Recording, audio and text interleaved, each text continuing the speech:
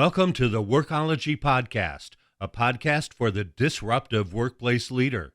Join host Jessica Miller-Merrill, founder of Workology.com, as she sits down and gets to the bottom of trends, tools, and case studies for the business leader, HR, and recruiting professional who is tired of the status quo.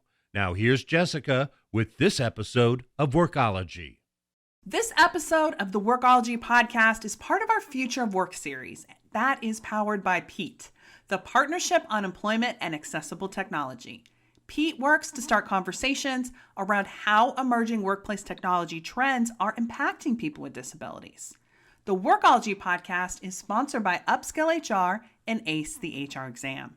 Today I'm joined by Wesley Faulkner. He's a first-generation American, public speaker, and podcaster.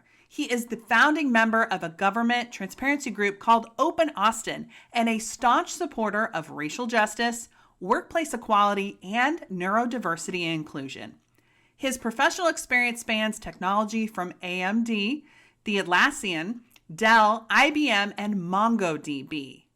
Wesley currently works as the head of community at SingleStore, and in addition, he co-hosts the developer relations focused podcast Community Pulse, and also serves on the board for South by Southwest. Wesley, welcome to the Workology Podcast. Well, thanks for having me with that intro. I think half our time is gone. I know it was a mouthful, but you're busy and you do lots of things. So tell us a little bit more about your background and maybe how you got involved in working around workplace equality and neurodiversity. I got to say that I would say that I'm on my fourth career right now. And I think it's kind of with the things that I'm interested in and the things I like doing, it's a continuous journey to find the things that I'm good at and that I can lean into, and they actually make a career out of it. So what I do right now is developer relations, which didn't exist at the beginning of my career. And luckily with technology and the advancements of all these nice niches that I'm able to find the thing that I'm good at and it actually be valued and have a name. So I started off early on in my career, I would say as a student in college for electrical computer engineering. So I've always really loved technology, how it works, how it fits together, and the pursuit of advancing that to hopefully move towards equality in general. As you can tell, I'm a Trekkie. And so that was my base, that was my home of realizing a future where we all can participate in our own little ways with the help of advancements. From school, I immediately worked at Dell and I was there for 6 years and I got a promotion every single year. One of those things where like I got rewarded for a lot of my participations, and that brought me to a place. That place is called Cincinnati. And I was the regional support person there, and I always wanted to come back to Austin. I loved Austin, and in order to do so, I changed careers again, and that moved to my second career as a product development engineer at AMD. And that spent most of my time, 5.5 years, really moving into the technology space. And then I developed my love of marketing there because I would go to a lot of conventions, a lot of expos, and I would have to explain the technology. And one of the places I went to was South by Southwest. That was my first time going because it was a work trip, even though it was in my backyard, I never went.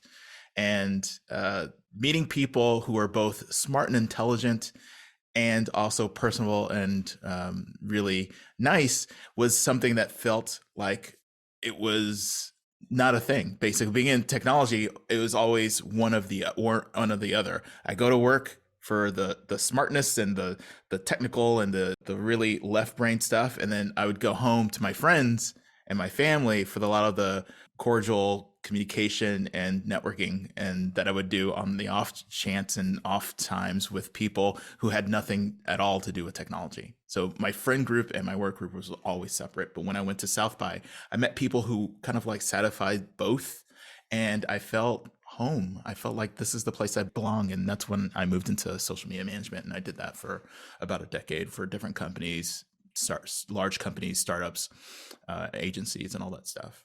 And one of my connections who knew that my technical background and my social media background said, like, I think this DevRel thing is something that you would be interested in. We're starting that up over here at IBM. Why don't you come work for us? And so that's started my journey in developer relations and really connecting with developers and kind of doing developer marketing on a more personal, interactive way with people who are interested in technology, which is also like a really hard to reach niche. And because of my experience, it felt like it was everything I did before that was culminating into this current role that I do, and that led me to head of community at SingleStore. So that's a long arch and journey where I've always cared about people. I've always cared about technologies, and this is kind of like a place where my personal passion and my work and personal balance is kind of like smushed together, and I kind of get to do both. So I want to talk a little bit more about neurodiversity, because I think that it's still a new term, concept, idea. Can you talk a little bit about neurodiversity and maybe explain to the podcast audience what it means to be neurodivergent? So there's a lot of definitions, like with diversity at the very beginning. When you talked about diversity, just in general, people thought add more women. There is the same kind of thought process when you think about neurodiversity. People think of autism and autistic people, like Rain Man, drop some matchsticks or toothpicks on the ground and able to count those. And that is kind of like where people are like, oh, that sounds like a useful thing that we'll start incorporating in our work environment of people who are like mini supercomputers. At least that's some of the thoughts. And like I said, we're nascent as the very beginning of this. But to branch out, what it actually means in terms of neurodiversity, it's actually a little bit different than neurodivergent. So let me explain. Neurodivergent is the companion term of neurotypical. So those are the two kinds of sides of that coin. Neurotypical is what you would think as regular, and neurodivergent is not regular. But neurodiversity is more talking about the spectrum in which there is the naturally occurrent ways of brain construction and thought process. So it is the whole array of people who are born with different ways of thinking because of the way that their brain chemistry is set up, but also the people who inherent cognitive differences based on, let's say, a TBI, a traumatic brain injury, or anxiety, or people who have PTSD. Those are also considered part of the neurodiverse spectrum of ways of thinking, not just autism or dyslexia, which is what I have, or the many different things that you'll find in the DSM, where it's basically made from a place of what is normal and what is abnormal. But neurodiversity kind of takes that and says, like, it's all normal and it's all in the range of possibilities of what people think and how they think, and allowing space for people to understand that the role of someone who is considered, let's say, neurotypical, is to make room for people who are neurodivergent. So because of the way the things are set up, kind of like in the space where we're talking about diversity, we wouldn't be talking about diversity if it wasn't overly dominated by the people who are making the rules, and also the gatekeeping that happens that prevents from the people from different backgrounds or different experiences to participate.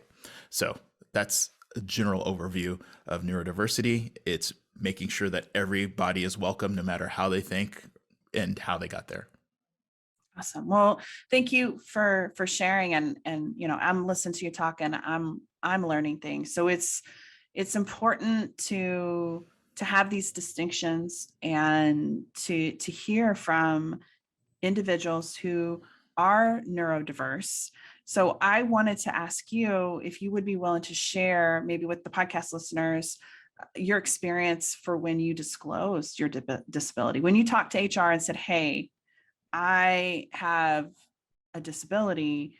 Talk to us through what that experience was like and how it went down. I'm going to say clunky, both on my side and the HR side. I did not disclose for most of my work career, actually.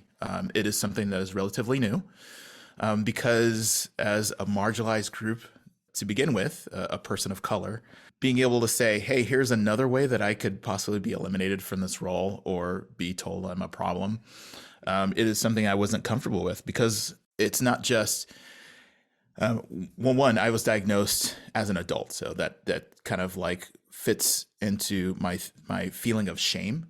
Like there's something wrong with me. There's something that I'm not doing right. There's no way that I can make it so that I can fit in appropriately. So I need to just make sure that I do the best that I can to mask this thing I feel shame about. So most of the adjustments or things that I tried to do were on my own. So I purchased my own equipment, purchased my own technology. But my first interaction with HR, talking about my dyslexia specifically, came from a lens of it being an accommodation like other types of physical disabilities. And so they needed to know what physician I was working with, what was the treatment plan. They wanted to know from a like if I need any workplace adjustments in terms of like my desk or my chair, which are things that didn't really help me, but I was able to get equipment like Dragon Naturally Speaking and like Grammarly to help with checking my grammar while I was doing input. But even then, it kind of like magnified the shame, because they told me specifically I was not allowed to tell my manager about what my accommodations that I might need, that it was restricted information. I was also told that Grammarly, since it connects with an outside server to do some of the validation, that I couldn't tell anyone else that I was using it because it could be a security issue.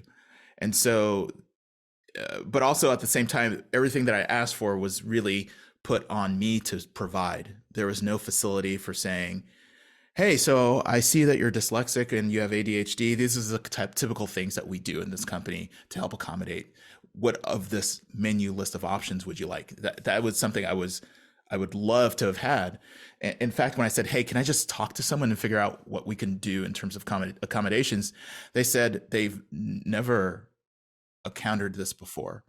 And this was a fairly large company, one of the biggest in the world, I would say. And I was told that I was the first. And I was also told we have people in this company that struggle even without your problem. And it made it feel like going through that process actually caused mental harm of being more othered than I was, being quiet, and reinforced all of those the stigmatization I felt internally. It just reinforced all that. It was a really bad experience. And that was my first time disclosing. And so I just like backed away and just like say, never mind, and pulled myself out of the process because it was such a horrible experience. Wow. Okay. So I can go into all the things that I think are wrong with what happened in that experience.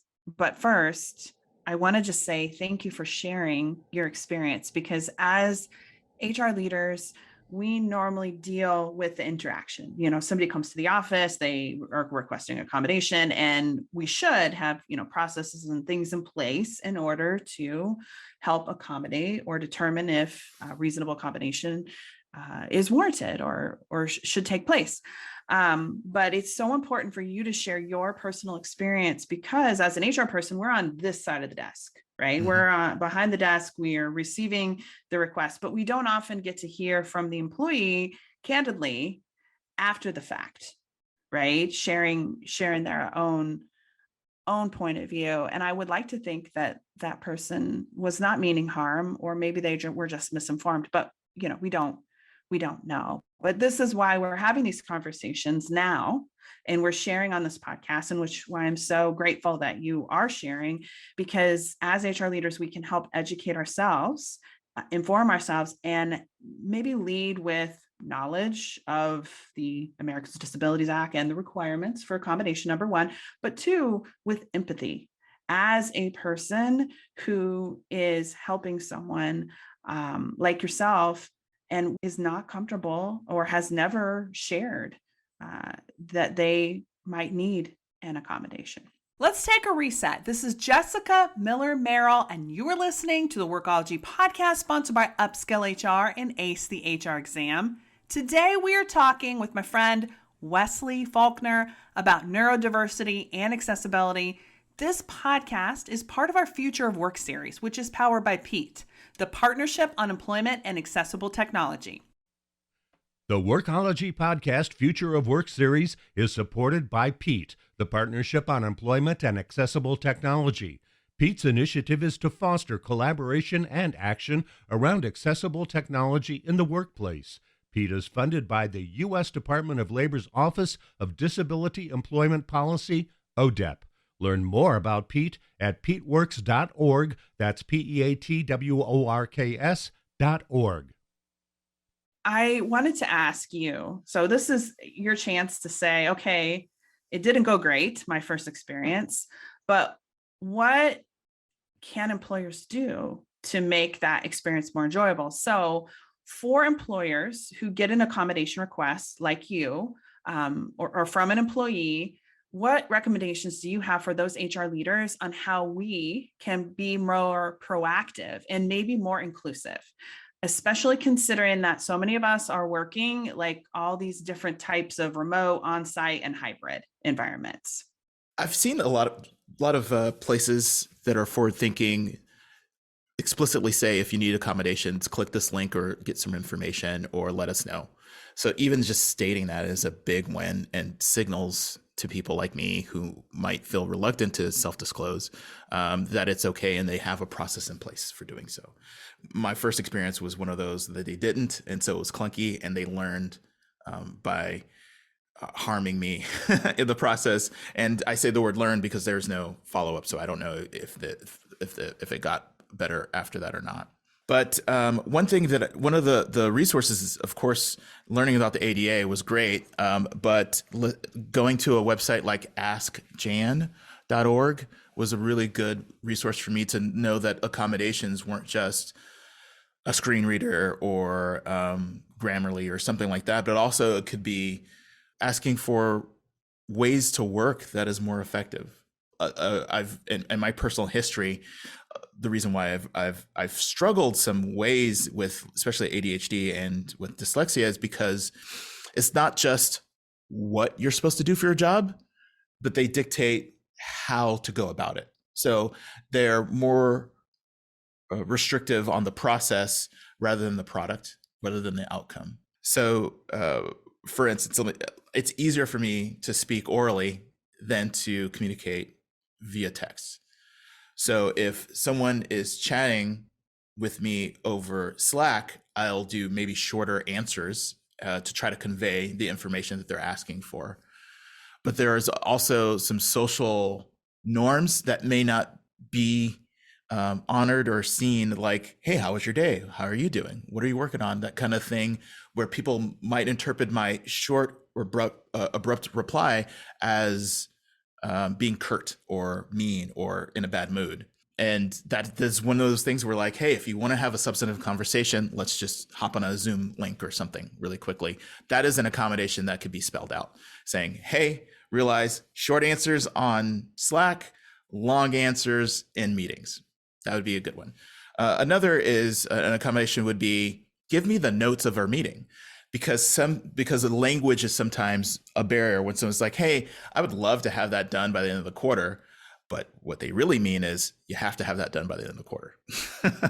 Or I would love to see this done if you have time to do that.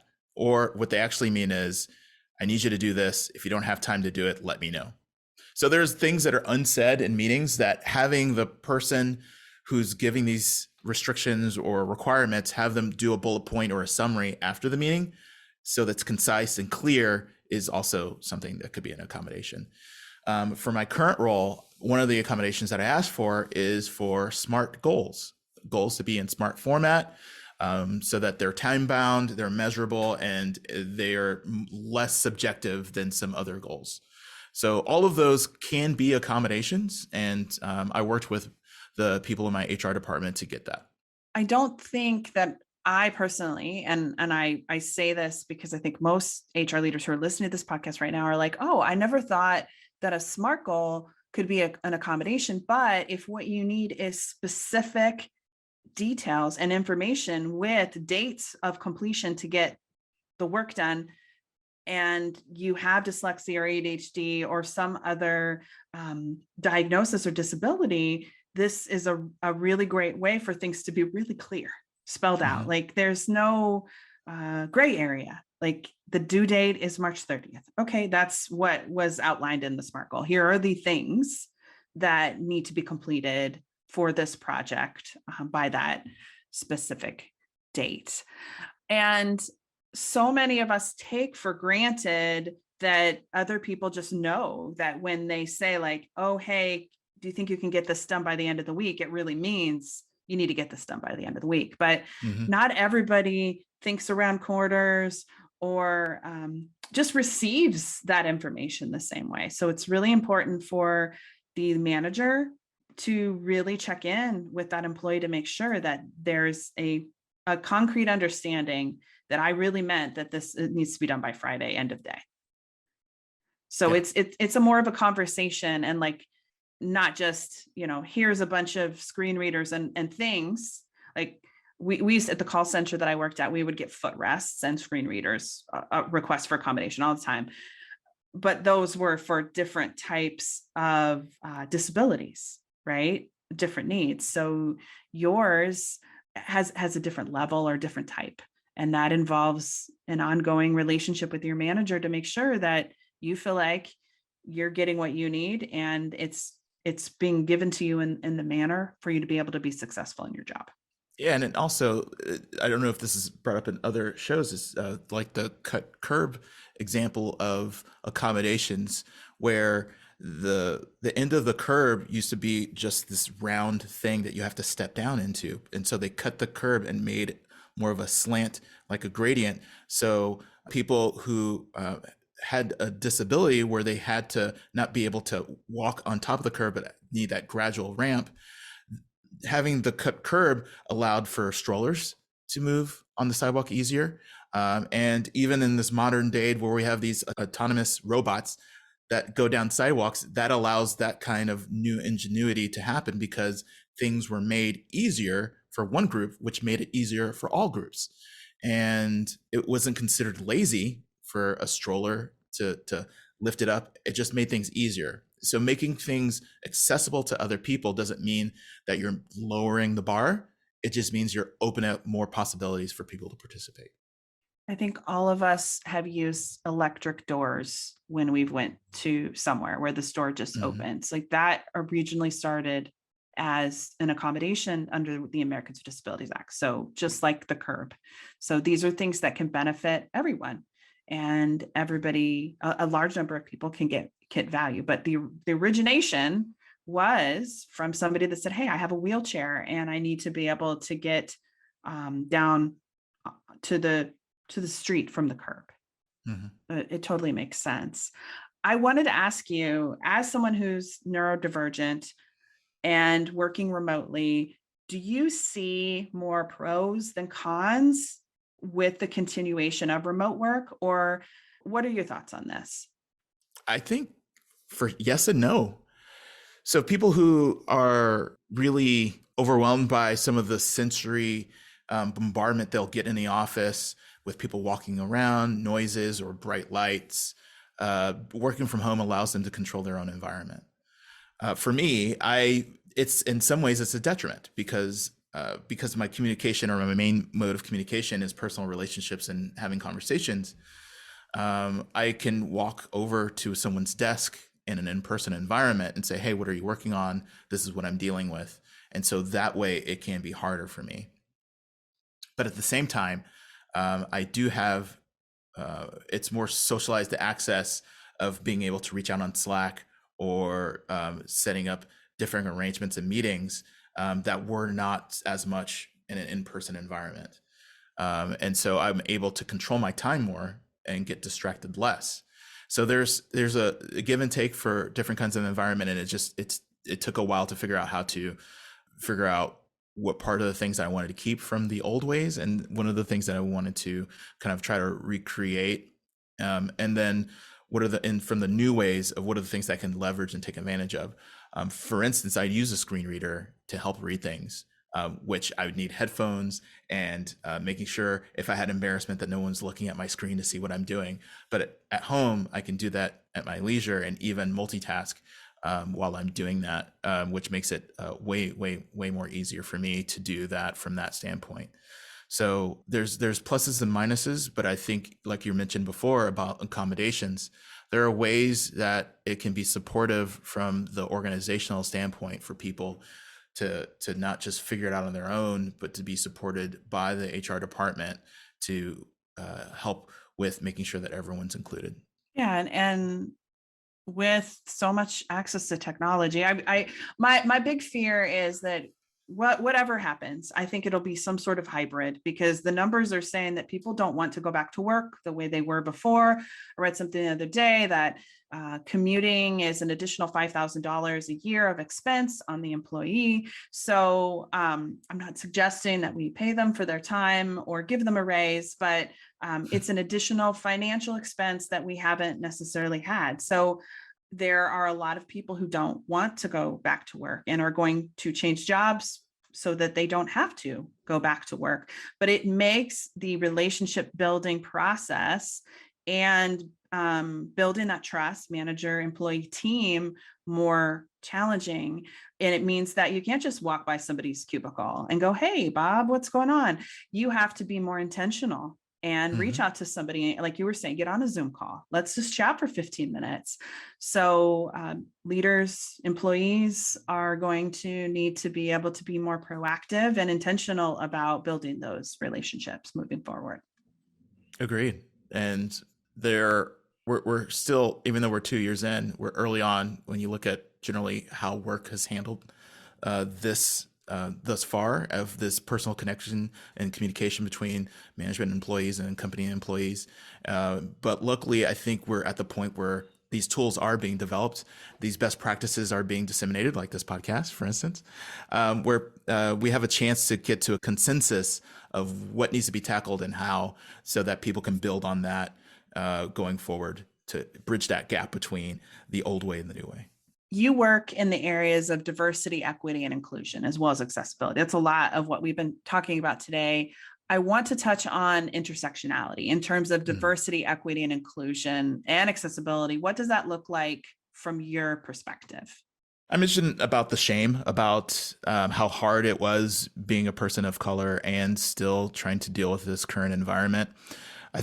I've been in a lot of spaces where people who have been diagnosed as neurodivergent, and they talk about their experiences. And so I was able to learn based on my different experience, where when they struggled, they would possibly get the benefit of the doubt of, okay, they're having some problems, they're having some struggles. Let's figure out what resources we need to get them for them to upskill or up-level. And from my experience, from being a person that may have struggled, maybe similar environments, instead of me having a problem, I've been seen as the problem. So instead of finding why this is happening, it was more of, I shouldn't have gotten a job in the first place. I was unqualified. Let's just get rid of this person and replace them with someone else. And for that reason, it's been a struggle to kind of be in this world. And you hear about the exhaustion during like George Floyd, where people had to explain how their race affects their day-to-day life and have to educate their peers about the struggle of being a person of color in this current environment. But like, you take that and you multiply that with neurodivergent people who are neurodivergent, and like, that's a whole nother avenue where you're further marginalized, and you have to do more of the heavy lifting and explaining, like that first encounter with HR, where I had to do the work of saying, this is what I need, this is why it's important, this is how it would help you. And so there's a heavier lift, because I've noticed that people who aren't of a marginalized group, but they still have some of these accommodations needed, that like, if you look at people of the prison population, most of them are undiagnosed. people who are neurodivergent. If you look at people who got to my age before they got diagnosis, that's way more common of people of color, because I was in class. If I wasn't paying attention, I just wasn't paying attention. Maybe not that I had ADHD. And the punishments are harsher. The repercussions are harsher. And it really challenges kind of like notions of like right now, like being in a leadership role and seeing like, oh, I have problems with keeping track of things, or I'm a little scattered, but they may not understand that I'm an awesome delegator. It's not that I don't know what needs to happen. It means that it's maybe like I have it written down, but I need to hand it off to someone else to run with. So there are skills that I think are coupled together that traditionally think like if you're good at X, you're good at Y. But when you're neurodivergent, that equation, that algebra may not work out. And so when you combine that with like assumptions and bias of like, if you have these traits, no way that you're good at this trait, it's a much larger leap for a person of color. And so those are that's the ways that intersectionality kind of like affects my life, and a struggle that I currently and probably will ever always have, in terms of saying, hey, I know that I'm a great speaker, but when I send you a paper and it has a whole bunch of typos, it doesn't mean that I spent 5 minutes on it and I didn't put passion into it. It means that this paper doesn't represent me, and you have to kind of disconnect to understand that it doesn't mean that I don't know what I'm talking about, or that I didn't take the care into doing this document, which can be sometimes what people feel. This is such a good reminder. I think we think about the hiring process and resumes and applications and cover letters and all the different things. And these aren't necessarily designed to be as inclusive maybe as we think they are. When we think about people with disabilities, in addition to intersectionality and other marginalized groups. So I wanted to change things up just a little bit and have you put your kind of futurist hat on for us and think about the next 30 years of work. What emerging workplace trends or technologies do you think will have the biggest impact on people with disabilities? So I've been giving this a lot of thought. I'm not sure if this is something that'll work for all industries, but I would love for people to assuage the notion or the myth that there is a well-rounded employee. Someone who's good at coming up with the ideas, implementing the ideas, give a presentation of the ideas, deciding what the budget is for the idea, doing the reporting of the idea after it's been implemented, figuring out what changes are needed, and then rinsing and repeating. Those are all jobs where they can be separated for different people with different talents to say that those skill sets are what we need to happen. And we don't need this umbrella term of saying this person is the blah, blah, blah coordinator, or this blah, blah, blah manager, or whatever. And have people fulfill roles based on their skill sets instead of job titles. So if I'm really great of coming up with a great idea and coming up with all the ways that it can go wrong and mitigating for that, but I'm bad at execution, that shouldn't be something where it can hold me back, because it holds the company back, because it still could be a really good idea. But if execution could be done with contractors or someone else, or even another full-time employee that all they do is enact these great ideas, because that might be their passion, that might be their skill set, and maybe not reporting. And if I don't want to talk to anyone ever, and I just want to look at a dashboard and compile these numbers and find these insights, that shouldn't also preclude me from doing the role, because that's the thing I'm passionate about. So decoupling the needs and wants and skills from job definitions, I think, is the future of work, or at least I would like it to be, where people can participate and lean into their skill set rather than having to put themselves in these boxes that are predefined. I love it. And I feel like you just described my team, because they all have different superpowers, and I am just the conductor of the orchestra, and they all work in different capacities. And I feel like it's so much better time spent. They get to do what they love, what they're really great at. And then we all work together to put together a really amazing performance like this podcast. Like, I don't do all the things. It's lots of different people who have different roles in order to put something like this out there for the public, the community, for HR to be able to enjoy. So very well said. I love that, Wesley. Thank you. Fingers crossed. Let's make it move this happen. forward. Yeah.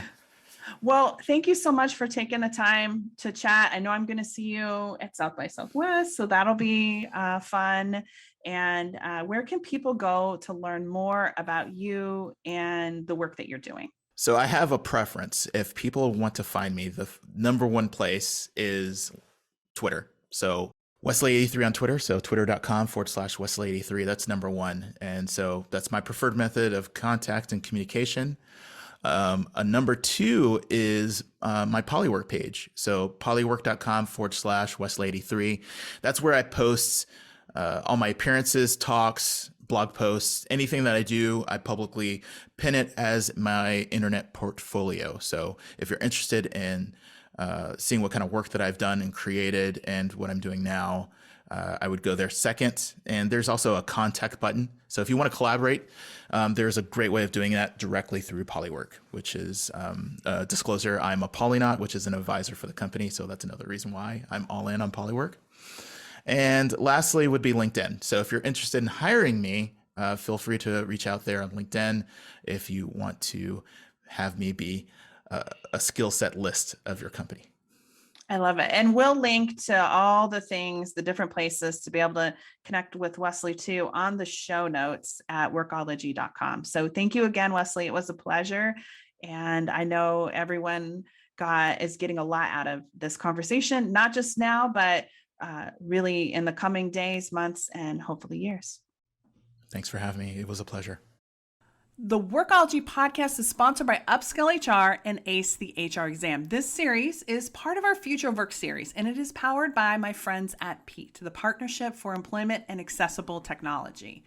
It's so important to learn directly from experts like Wesley, who have a deep understanding and experience with different areas of accessibility, because this can fundamentally change how we understand, work with people, and hire not just neurodiverse individuals, but all types of people within DEIA.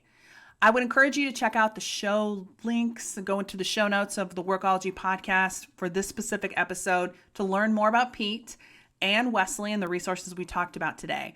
I so appreciate Wesley's insights. They were deeply personal, such a great person, and I hope that his expertise helped you learn a little bit more about neurodiversity. Personal and professional development is essential for successful HR leaders. Join Upskill HR to access live training, community, and over 100 on-demand courses for the dynamic leader. HR Research credits available. Visit upskillhr.com for more. This podcast is for the disruptive workplace leader who's tired of the status quo. My name is Jessica Miller-Merrill, and until next time, you can visit workology.com to listen to all our Workology podcast episodes.